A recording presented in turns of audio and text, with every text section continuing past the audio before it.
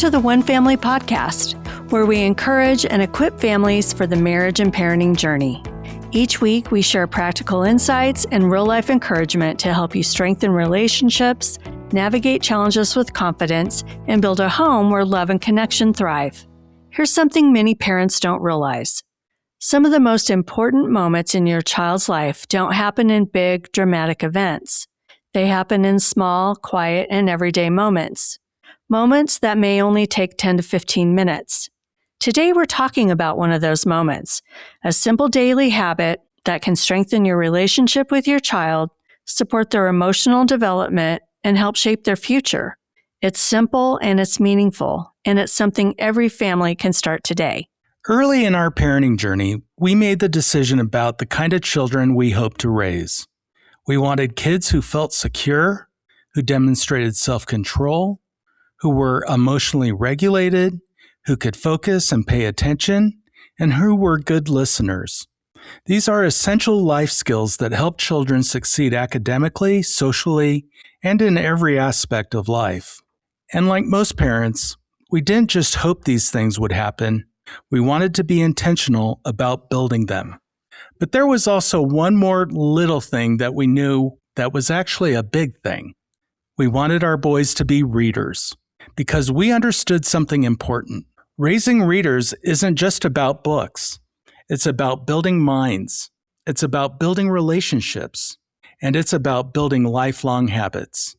Research consistently shows that reading to your children when they are young and continuing as they grow through family story time not only increases their love of reading, but also provides a wide range of lasting benefits. And the best part?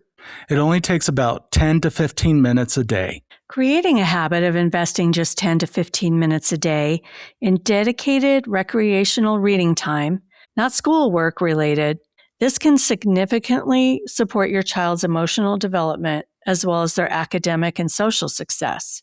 And it's something a lot of parents have gotten away from. But this simple daily practice helps in so many ways. It builds language and vocabulary. It strengthens brain development. It improves attention and listening skills. It sparks imagination and creativity. It creates strong parent-child bonds. It builds emotional intelligence and social growth.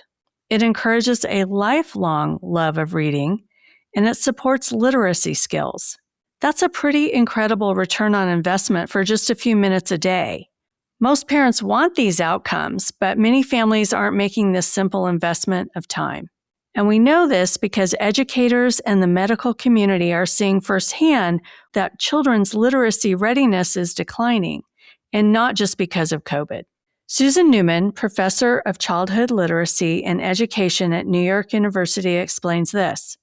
The gap really begins very, very early on. I think we underestimate how large a gap we're already seeing in kindergarten. While benefits of reading to children may seem obvious, many parents are surprised to learn that research suggests children who are regularly read to hear approximately 1.5 million more words by the time they are 5 years old compared to children who are not read to. Experts often refer to this as the million-word gap, and that's a huge difference, and one that begins with something as simple as reading together. Reading together doesn't just build smarter kids, it builds connected kids. When you read together, you're doing more than turning pages. You're sitting close, you're sharing moments, laughing together, asking questions, and you're slowing down. And in those moments, something powerful is happening. You're building trust and emotional connection. And you're creating a space where your child feels safe, valued, and heard. And those are the moments that strengthen your relationship in ways that last for years. So why aren't kids being read to as much? One reason may be that other activities have quietly taken the place of reading for fun and relaxation in our lives, namely our phones, video games, and other digital distractions. We think we're relaxing, but we may actually be missing meaningful opportunities for connection. How often have you been at a restaurant and seen entire families on their devices instead of talking to each other? Or maybe you've caught yourself doing the same thing at home. It looks like this. You're sitting together on the couch, your child's watching a show, You and your spouse are scrolling on your phones, and before you know it, it's bedtime. And after a long day, taking 10 to 15 minutes to read to your child can start to feel like just one more task. But what if small moments like that became the best part of the day? What if those 10 to 15 minutes became the moment your child looks forward to the most? Another reason some parents read less is frustration when kids want to hear the same story over and over again. You know the one, the book that you've read again and again and again. Sometimes parents think, why don't they want something new? But here's something important to understand. These read it again phases are actually tied to brain development, especially for younger children. Rereading favorite story provides powerful benefits. First, it provides predictability and builds security. Hearing the same story gives children a sense of control and reduces anxiety, especially at bedtime. Transitions can be hard for kids. Bedtime can feel like a big shift, but when they know they'll hear their favorite story with mom and dad, it becomes a comforting ritual. Second, repetition leads to mastery. Children notice new details, meanings, and patterns with each retelling. They begin to anticipate what's coming next. They connect ideas. They understand characters more deeply. This layered learning builds confidence and creates a sense of accomplishment. So the next time your child asks you to read it again, remember something important is happening. So how do you create a reading or storytime habit? When our boys were little, we read a couple of stories before prayers at bedtime. We also set aside 15 minutes after dinner for family devotions or family story time, often reading from the Chronicles of Narnia, which our kids loved. Those became some of our favorite memories. And as our boys got older, they spent a few minutes reading on their own before it was time for lights out. We also made trips to the library and school book fairs fun family activities. Making reading enjoyable and keeping it fun for the whole family is the key. Here's a few simple tips for that.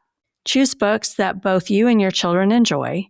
Let your children pick the books sometimes.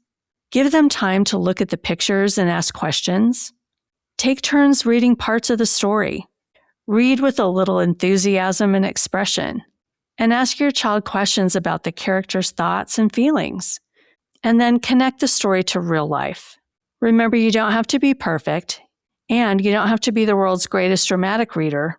Just being present is what matters most. Reading out loud to your children is so much more than books. It's about connection, it's about slowing down, and about creating a moment in the day where your child feels seen, heard, and valued. It creates treasured memories. It builds emotional intelligence.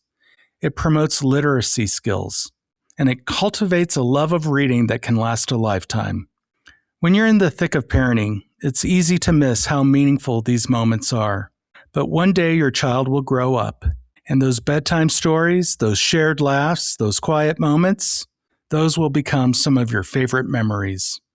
So here's our encouragement for today. Make the time investment, just 10, 15 minutes a day. Start small and start tonight. Because those 10 to 15 minutes can become a joyful, meaningful habit and one that may truly change your child's future. Thanks for joining us today on the One Family Podcast. If this episode encouraged you, please share it with another parent who could also use the encouragement. Also, please reach out to us with your questions about this episode or any other topic related to marriage and parenting. Our hope is to begin sharing some of those questions anonymously as a segment in future episodes. The best way to reach us is via email at info@onefamilyhwl.org. And finally, remember that strong families aren't built in big, dramatic moments. They're built in small, consistent ones, like reading together. Thanks for joining us.